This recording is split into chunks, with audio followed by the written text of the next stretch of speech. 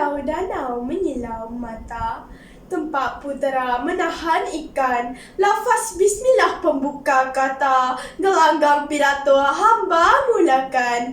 Assalamualaikum dan selamat sejahtera diucapkan kepada Tuan Pengerusi Majlis, barisan hakim yang arif lagi bijaksana, yang sentiasa berpegang dalam neraca keadilan, guru-guru yang dikasihi dan rakan-rakan yang bertanding.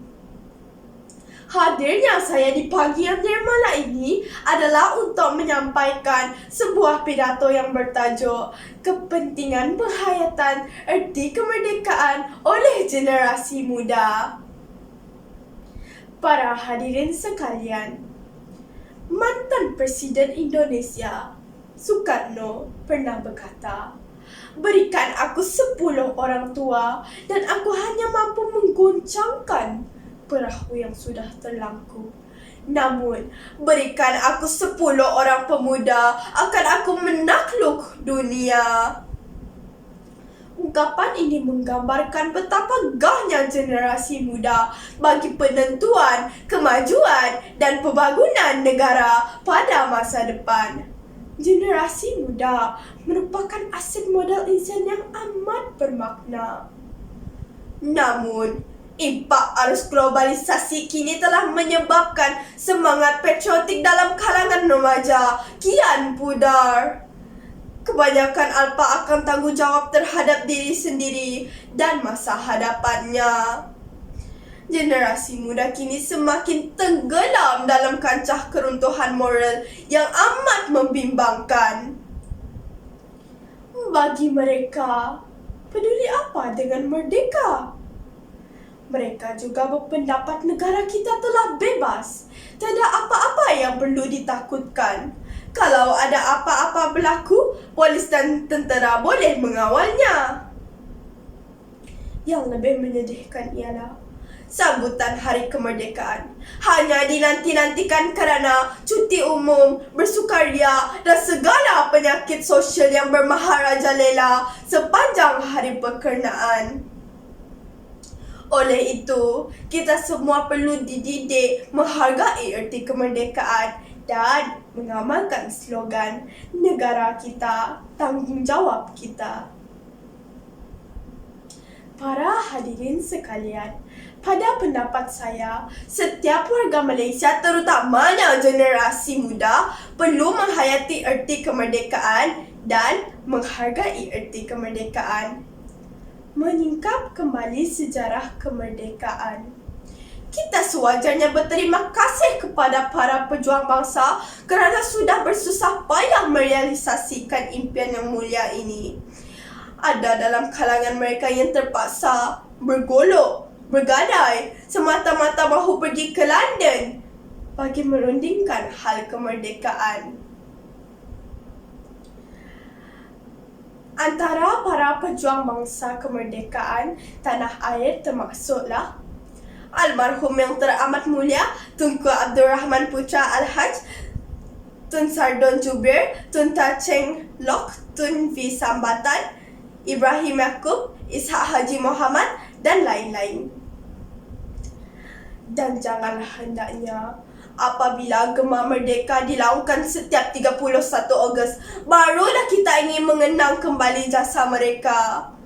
Jika inilah realitinya, alangkah malangnya nasib merdeka yang mempunyai generasi muda yang hanya tahu akan kata merdeka tetapi tidak memahami erti kemerdekaan.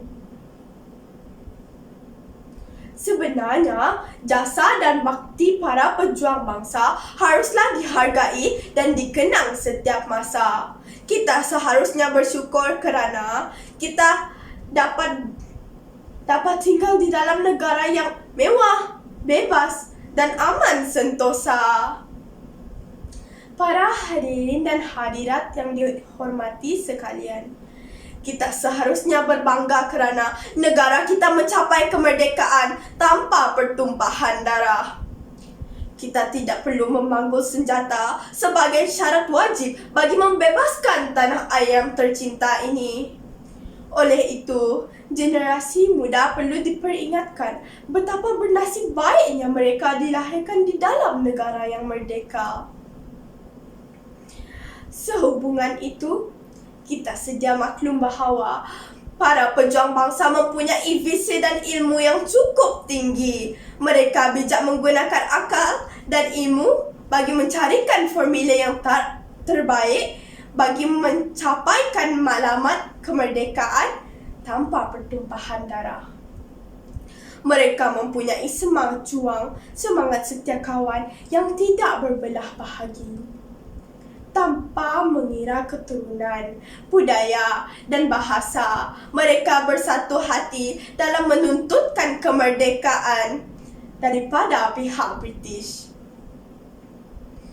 Baik berbangsa Melayu, Cina mahupun India, kemahuan mereka hanyalah satu, iaitu mereka mahu akan negara yang merdeka. Mereka mengetepikan soal agama dan budaya.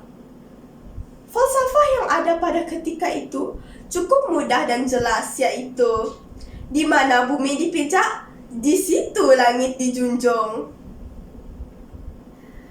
Generasi muda haruslah ditanamkan dengan nilai-nilai kesyukuran terhadap kebebasan yang dikecapi.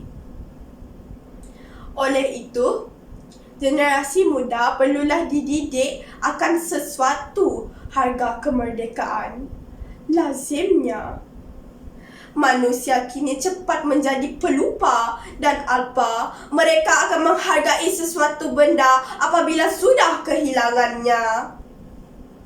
Oleh itu, anak-anak kini perlu dididik mempertahankan negara kita demi tidak kira dalam apa-apa hal sekalipun. Oleh itu, kita haruslah menghayati erti kemerdekaan dan memperhargai erti kemerdekaan. Sebelum saya mengakhiri pidato saya ini, izinkan saya menegas lagi sekali bahawa penghayatan erti kemerdekaan perlulah disemaikan dalam generasi muda. Sekian, wabillahi taufiq wa hidayah. Wassalamualaikum warahmatullahi wabarakatuh.